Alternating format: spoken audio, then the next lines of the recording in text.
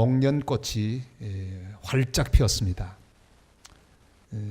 보통 지금까지 보통 이 목련을 바라볼 때 감상이 있었습니다. 아, 봄이 왔구나, 봄길 잡이라, 이런 별명을 가지고 있고, 목련꽃 피는 걸 보면 보통은 온의 사랑 목련하야, 이런 노래 한 구절쯤 읊조립니다. 그리고 사랑하는 사람을 생각합니다. 기성세대는 그렇게 보통 해왔는데, 요즘 젊은 세대는 목련꽃을 어떻게 생각하느냐, 누가 조사를 했답니다. 그랬더니 목련꽃이란 팝콘처럼 피었다가 바나나 껍질처럼 시드는 꽃이라. 그거 좀 너무합니다. 대단히 감각적이고 실용적인 젊은 세대 시각을 보여줍니다. 같은 꽃이라도 누가 보느냐에 따라서 그 모든 관점은 전부 다릅니다. 꽃은 올해도 똑같이 피어났는데 보는 사람에 따라서 해석을 달리합니다. 우리 인간들 사이에 갈등이 일어나는데 그 갈등이 대부분은 이런 말과 더불어 깊어집니다. 나를 무얼로 보느냐? 나를 무시해? 내가 누군데? 나를 제대로 몰라준다고 하는 섭섭함을 이야기하고, 그것 때문에 모든 갈등이 깊어지는 것을 우리들은 경험합니다. 자기가 생각하는 자기보다 다른 사람이 나를 제대로 평가 안 해주면 화가 납니다. 그래서 사람들은 포장을 합니다. 어떻게 하든지 다른 사람들이 나를 높이 볼 수 있도록. 우리 한국 사람들이 특별히 가장 신경을 많이 쓰는 것은 자동차입니다. 다른 건 몰라도 이 차는 좀 자기의 힘에 버겁도록 준비하기를 원하는 마음이 있습니다. 왜요? 그걸로 평가하는 경우가 많기 때문입니다. 그런데 우리 예수님은 전혀 다른 모습으로 나타나십니다. 예루살렘에 입성하시려고 준비하고 있는데 이제 체포당하시고 십자가에 죽으시는 그런 앞길이 준비되어 있습니다. 그런데 예루살렘에 입성하는데 어떤 차를 타고 가실 것인가 주님도 고민하셨습니다. 그 당시 차는 물론 말이나 나귀죠. 폼나는 말을 타실 수가 있습니다. 우리 주님의 신분에 그게 맞습니다. 왕이시기 때문에. 그런데 주님은 이 폼나는 말 대신에 초라한 나귀를 선택하셨습니다. 주님은 겸손한 마음으로 나귀를 타시고 입성하셨습니다. 스스로 등급을 낮추셨습니다. 사람들이 아무리 열광해도 주님은 왜 이 땅에 오셨는지를 알고 계셨기 때문입니다. 스스로 낮추셨습니다. 오늘은 예수님이 평화의 왕으로 예루살렘 성에 입성하신 종려주일입니다. 나귀를 타고 입성하시는 예수님이 우리 모두를 향해 어떤 삶을 요구하시는지를 깊이 묵상하고 은혜를 받는 시간이 되시기를 바랍니다. 오늘의 말씀은 이렇게 시작합니다. 네 왕이 네게 임하나니, 그렇게 말씀하고 있습니다. 우리 5절 말씀을 같이 읽겠습니다. 시온 딸에게 이르기를 네 왕이 네게 임하나니 그는 겸손하여 나귀 곧 멍에 매는 짐승의 새끼를 탓도다 하라 하였느니라. 아멘. 주님은 왕으로 이 땅에 오셨습니다. 실제로 왕이십니다. 세상을 창조하신 왕이십니다. 세상을 주장하시는 왕이십니다. 그런데 하나님이 지으신 인간은 하나님 앞에 명령을 순종하지 않고 불복종함으로 타락합니다. 그리고 하나님을 떠나갑니다. 우리 하나님은 창조하신 인간들을 다 잃어버리셨습니다. 인간들은 모두 각기 제 길로 갔습니다. 이사야 53장 6절이 그것을 말씀하고 있죠. 같이 읽습니다.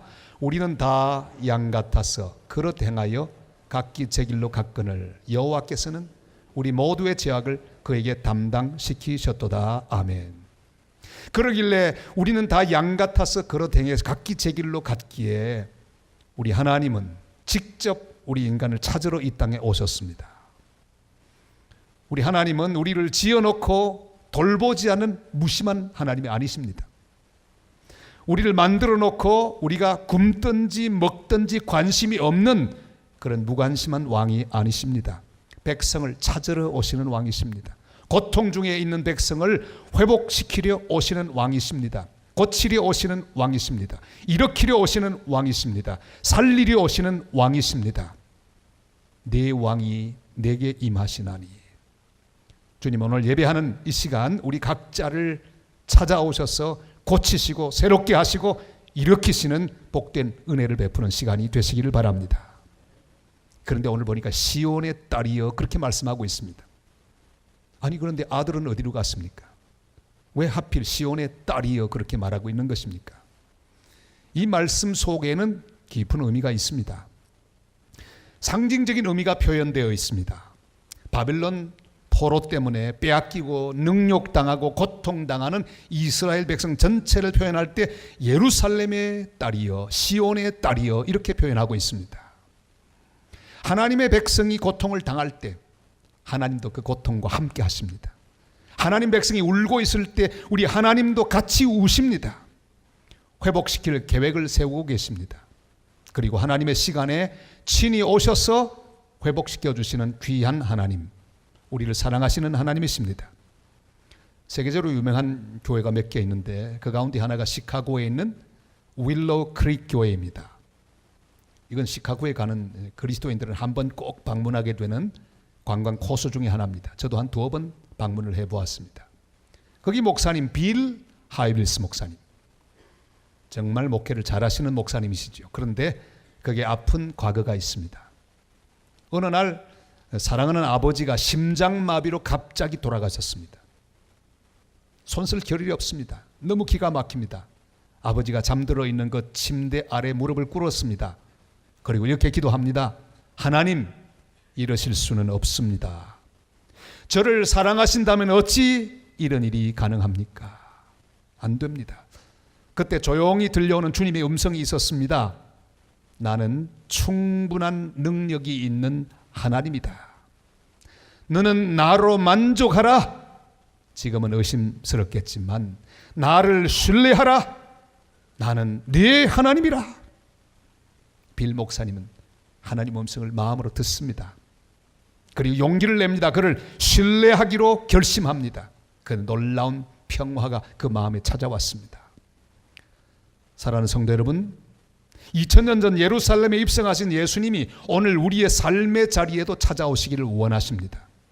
우리를 고치시고 우리를 만지시며 우리를 일으키시며 우리를 새롭게 하기를 원하는 우리의 왕이신 예수 그리스도, 그 왕을 영접하고 그가 주시는 평화를 경험하고 그의 치료를 경험하고 그의 은혜와 위로를 경험하고 주께 영광을 돌리는 복된 성도들이 다 되시기를 주님의 이름으로 축원합니다.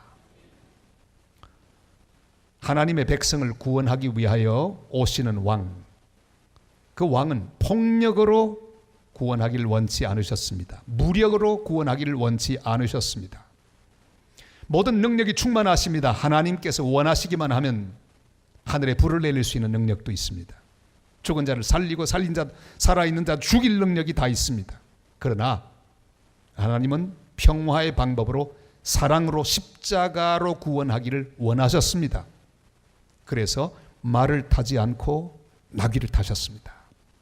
여러분, 만약에 예수님께서 아주 폼나는 말을 선택하셨다고 생각해 보십시다. 이제 드디어 독립전쟁이 벌어집니다. 하늘에서 막 불이 떨어집니다. 천군 천사가 동원되고 그들의 손에 들리는 무기를 통해서 로마 군대들을 초토화시킵니다. 그러나 주님은 그 방법을 선택하지 않았습니다. 나귀를 선택하셨습니다. 초라한 나귀, 왕으로 적당하지 않는 그런 탈 것을 주님은 타셨습니다. 평화의 십자가를 통한 구원, 약함 가운데 약한 자들을 구원하는 십자가의 원리를 그는 선택하셨습니다. 이 사실은 구약 성경에 그대로 예언이 되어 있었습니다. 스가랴 9장 9절 말씀 그대로를 예언하고 예언한 그대로 주님이 나귀를 타고 예루살렘에 입성하시는 모습이 바로 마태에 의하여 잘 관찰이 되고 오늘 본문의 기록이 되었습니다. 주님은 자신을 이렇게 말씀하고 계십니다. 마태복음 11장 29절로 30절 말씀, 우리 다 같이 읽을까요? 나는 마음이 온유하고 겸손하니 나의 멍에를 메고 내게 배우라. 그리하면 너희 마음이 쉼을 얻으리니 이는 내 멍에는 쉽고 내 짐은 가벼움이라 하시니라. 아멘. 예수님은 왕이십니다. 그러나 그 왕의 일을 이루는 방법으로 겸손을 택하셨습니다. 낮추심을 택하셨습니다. 십자가를 택하셨습니다. 그래서 나귀를 타셨습니다. 그는 겸손의 왕이셨습니다. 빌립보 2장 6절과 8절, 6절에서 8절까지 이 말씀을 우리에게 주고 계십니다. 같이 읽을까요? 그는 근본 하나님의 본체시나 하나님과 동등됨을 취할 것으로 여기지 아니하시고 오히려 자기를 비워 종의 형체를 가지사 사람들과 같이 되셨고 사람의 모양으로 나타나사 자기를 낮추시고 죽기까지 복종하셨으니 곧 십자가에 죽으심이라. 아멘. 예수님은 인간이 타락하여 낙원을 잃어버린 그 순간부터 방향을 결정하셨어요. 우리 하나님은 인간을 어떻게 구원할 것인가 방향을 결정하셨습니다. 바로 십자가로 말미암아. 그래서 내려가기 시작하셨습니다. 여러분, 저 자세로 하나님 우리에게 다가오셨습니다. 하나님은 사람이 되셔서 우리 가운데 나셨습니다. 엄청난 하나님의 저 자세입니다. 하나님이 육신의 몸을 입으시고 이 땅에 오셨습니다. 땅에 오시되 땅 가운데 가장 부족하고 가난한 식민지 나라 이스라엘에 오셨습니다. 이왕 오실 바에야 로마 황제 아들로 났으면 얼마나 좋을까요? 한마디로 모든 것이 끝나지 않겠습니까? 그러나 주님은 그런 선택을 하지 않았습니다. 식민지 땅에 태어나셨어요. 그리고 그 가운데도 힘 있는 자가 아닌 저 나사렛 목수의 장남으로 태어나셨어요. 연약한 모습으로 탄생하셨습니다. 여러분, 그리고 가장 낮은 죄인이 되셔서 십자가를 지시고 골고다에 오르셨습니다. 그것을 위해 오늘 예루살렘 성에 입성하시는데 말을 타시겠습니까? 아니에요. 그래서 나귀를 타고 가십니다. 어떻게 보면 나귀나 예수님이나 비슷한 점이 많이 있습니다. 어린 나귀는 예수님을 태우고 지금 예루살렘을 향하기 위하여 준비되어 있습니다. 예수님은 십자가를 지고 골고다를 오르기 위하여 준비되어 있는 또 하나의 나귀입니다. 여러분, 초라한 모습입니다. 약한 모습입니다. 겸손한 모습입니다. 그러나 이것이야말로 인간을 구원하는 하나님의 방법이셨습니다. 여러분, 기독교의 이름으로 행해진 많은 일들이 있습니다. 그 가운데 인류 역사 앞에 가장 부끄러운 일은 바로 십자군 운동입니다. 성지 예루살렘이 이교도의 수중에 있어서 성지 순례도 제대로 할 수 없음을 안타까이 여겼던 우르바노 2세 십자군 운동을 주창했습니다. 그 후 200년 동안 계속된 이 운동은 결국 실패로 끝났습니다. 그리고 그 여파는 지금도 계속되고 있습니다. 무력으로 일어났던 이 십자군 운동은 지금도 인류에게 상처를 주고 아직도 해결되지 못한 수많은 숙제를 안고 있습니다. 이 십자군들은 갑옷과 방패에 십자가를 새겨 넣었습니다. 그리고 온갖 무기로 무장하고 도무당당하게 말을 타고 떠났습니다. 무언가 될 것 같았습니다. 그러나 그들이 한 일은 무엇입니까? 약탈과 방화, 살인을 서슴하지 않았습니다. 그렇지만 교황은 이 전쟁 동안에 행했던 모든 건 전부 다 죄가 되지 않는다, 그렇게 공포했습니다. 모든 죄가 사함받았다고 이야기했습니다. 여러분, 십자가는 그렇게 아무렇게나 새겨넣는 문양이 아닙니다. 갑옷에도 새겨넣고 또한 방패도 새겨놓고, 십자가는 십자군 운동의 그 모든 폭력을 절대로 허락하지 않는 상징이었던 것을 그들은 인정하지 않았습니다. 여러분, 예수님은 말을 타지 않으셨습니다. 나귀를 타셨습니다.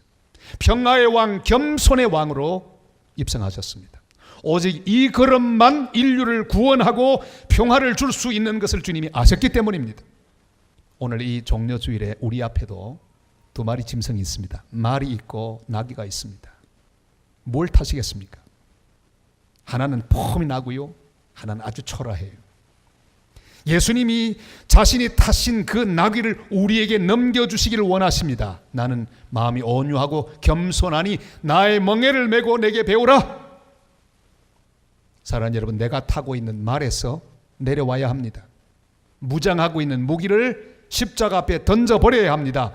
예수님은 나귀를 타심으로 무장해제를 선언하셨습니다. 무저항을 선언하셨습니다.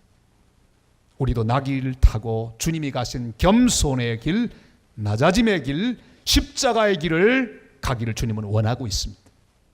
어서 갈아타시기를 바랍니다. 내가 타기를 원하는 말을 타지 말고, 내가 말에 있을지라도 다시 내려와서 주님 타셨던 그 나귀에 다시 올라 겸손의 길을 계속가는 하나님의 사람들이 되시기를 바랍니다. 여기서 저 동네 쪽으로 가면 송공 삼거리 거기 지나가면 양정과 거제리 사이에 하마정이라고 있습니다.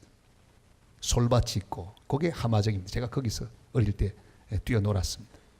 하마정이 뭔지 몰랐습니다. 근데 나중에 보니까 뜻이 있더군요.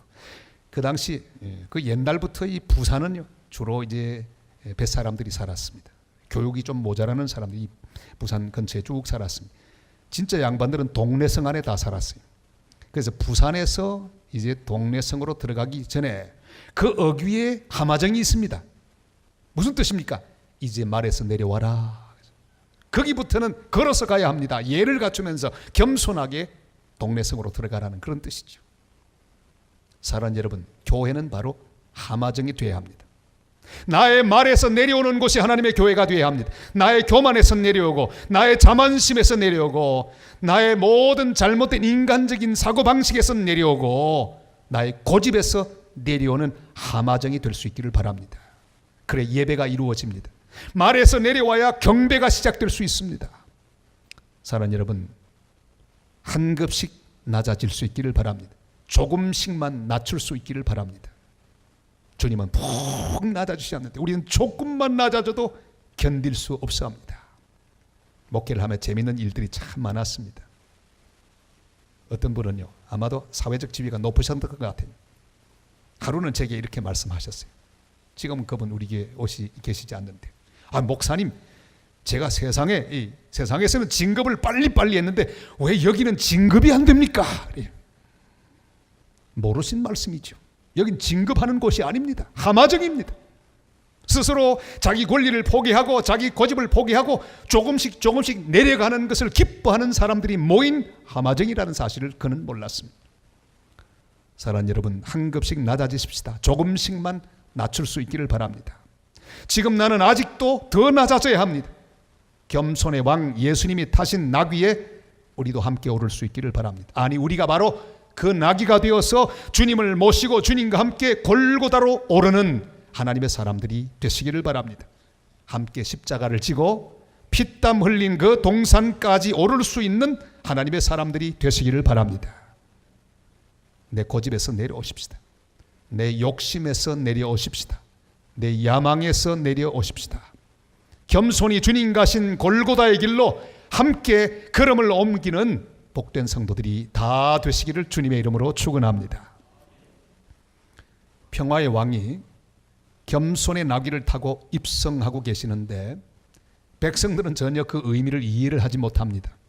그들은 나귀를 타고 오시는 예수님을 보면서 엉뚱한 소리를 합니다. 그 마음속에 이제 드디어 우리 나라가 로마의 압제에서 해방되는구나.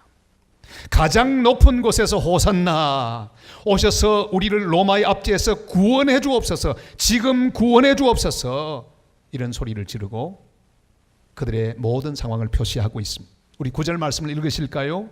앞에서 가고 뒤에서 따르는 무리가 소리 높여 이르되 호산나 다윗의 자손이여 찬송하리로다. 주의 이름으로 오시는 이여 가장 높은 곳에서 호산나 하더라. 아멘. 이스라엘 백성들은 로마의 압제에서부터 메시아가 와서 그들을 정치적으로 구출해 줄 것을 오래전부터 기대하고 있었습니다. 그래서 그들은 자기들의 겉옷을 길에 펴고 종려 나무가지를 베어서 거기에 깔고 앞에서 가고 뒤에서 따르면서 호산나를 연호합니다. 무슨 뜻일까요? 지금 전쟁을 시작하소서. 그래서 우리를 지금 구원하소서. 그런 뜻이에요. 우리 예수님이 사형 선고를 받으신 가장 실제적인 죄목이 뭘까요? 물론 성전 모독죄, 소요죄 이런 여러 가지가 있습니다. 신성 모독죄. 근데 진짜 죄가 뭘까요? 그것은 바로 이스라엘 백성들을 실망시킨 죄입니다. 우리 한국 사람들, 한국 사회에서 가장 큰 죄가 뭐죠? 그건 괘씸죄입니다. 이게 얼마나 무서운지 몰라요.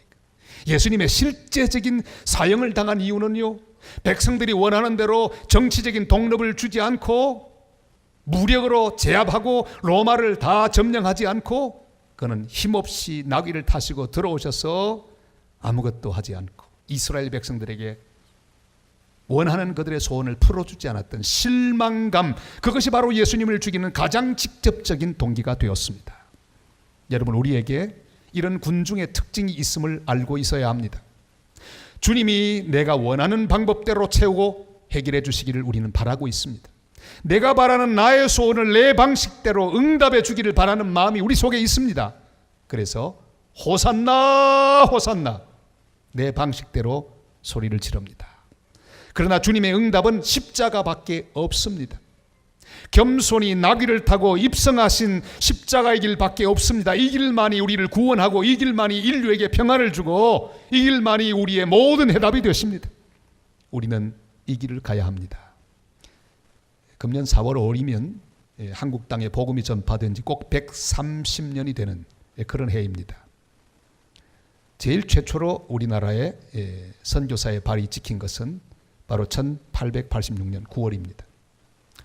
제너럴 시오마노, 상선인데 무장을 했어요.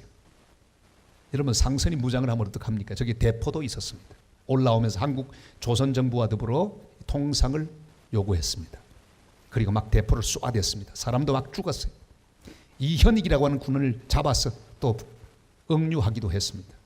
조선 군대가 화가 났습니다. 평양성에 있는 군대들이 다 기회를 보고 있습니다. 아주 거드름을 피면서 대포를 쏘면서 억누르고 있었어요. 그 배에 최초의 순교자였던 토마스 목사님도 함께 계셨습니다. 무슨 생각을 하셨을까요? 그때 강한 자로 대포로 무장한 그 배로 조선을 다 굴복시키고 당당하게 복음이 평양성에 상륙했으면 어떻게 되었을까요? 그건 하나님 방법이 아니었습니다. 제너럴 시오마노가 양각도 모래톱에 걸렸습니다. 그리고 조선 군대는 힘을 합쳐서 화공으로 대응했습니다. 그리고 제너럴 시오마노를 다 불태우고 거기 배에 탄 사람은 다 죽었습니다. 그리고 토마스 선교사는 한문 성경책을 가지고 헤엄쳐서 밖으로 나왔습니다. 그 모래사장에서 박충건에게 목이 베어져 죽습니다. 죽으며 그 성경책을 전달해 주었습니다. 12살 난 최치량이라고 하는 어린이가 거기 놀러 왔다가 떨어진 성경책 3권을 가지고 옵니다. 그리고 집으로 돌아오는데 무거워서 그 성경책을 한문 성경책 3권을 평양 감령의 박영식이라고 하는 사람에게 전달해 주었습니다. 박영식은 그것을 가지고 와서 어디 쓸까 하다가 자기 집 새로 짓고 거기다 벽에다 도배를 다 했습니다. 세월이 흘러갔습니다. 최치량이 자랐습니다. 그리고 집을 샀는데 바로 박영식의 집을 샀습니다. 거기다가 주막을 열었습니다. 어느 날 서양 사람 선교사가 왔는데 그 사람이 바로 마포 3절 선교사입니다. 마포 3절 선교사가 집에 들어가서 보니까 벽에 성경이 쭉 있는 거예요. 너무 기가 막혔습니다. 최치량을 불러서 묻습니다. 깜짝 놀라는 사실을 알게 됐습니다. 41년 전에 피 흘린 그 귀한 토마스 선교사가 가지고 온 성경이었다는 사실을 깨닫습니다. 복음을 전합니다. 최치량은 예수님을 영접합니다. 그리고 그 집은 최초의 평양 교회가 됩니다. 그 교회의 이름은 바로 1907년 대부흥운동의 요람이었던 장대현 교회. 여러분, 이렇게 복음의 역사가 시작됐습니다. 피 흘리면서 약자의 모습으로 들어왔습니다. 나귀를 타고 우리 조선에 주님이 오셨습니다. 사랑하는 여러분, 하나님 방법은 따로 있습니다. 말을 타고 무력을 사용하여 멋있게 이루는 방법이 아닙니다. 겸손히 십자가를 지고 손해보고 핍박당하고 힘없는 것처럼 보여도 그 방법을 통하여 하나님은 오늘도 일하고 계십니다. 사랑하는 성도 여러분, 모든 권세를 가지신 왕 되신 예수님이 겸손히 십자가를 지시고 평강의 왕으로 예루살렘에 입성하셨습니다. 주님은 우리의 왕이십니다. 오셔서 회복시키시고 구원하시기 위하여 오늘도 우리에게 찾아오십니다. 그러나 주님은 오늘도 나귀를 타고 오십니다. 겸손으로 무장하고 사랑으로 우리를 변화시키실 것입니다. 주님 타신 그 나귀, 우리도 나의 말에서 내려와 나귀로 갈아타실 수 있기를 바랍니다. 더 낮은 자리로, 더 손해보는 자리로, 더 속상하는 자리로 내려가실 수 있기를 바랍니다. 그래, 주님과 함께 우리도 주의 십자가 지고 열방을 구원하는 놀라운 사역을 계속할 수 있기를 바랍니다. 내 뜻이 아니라 십자가의 방법으로 날마다 승리하고 주님께 영광을 돌리는 복된 성도들 다 되시기를 주님의 이름으로 축복합니다.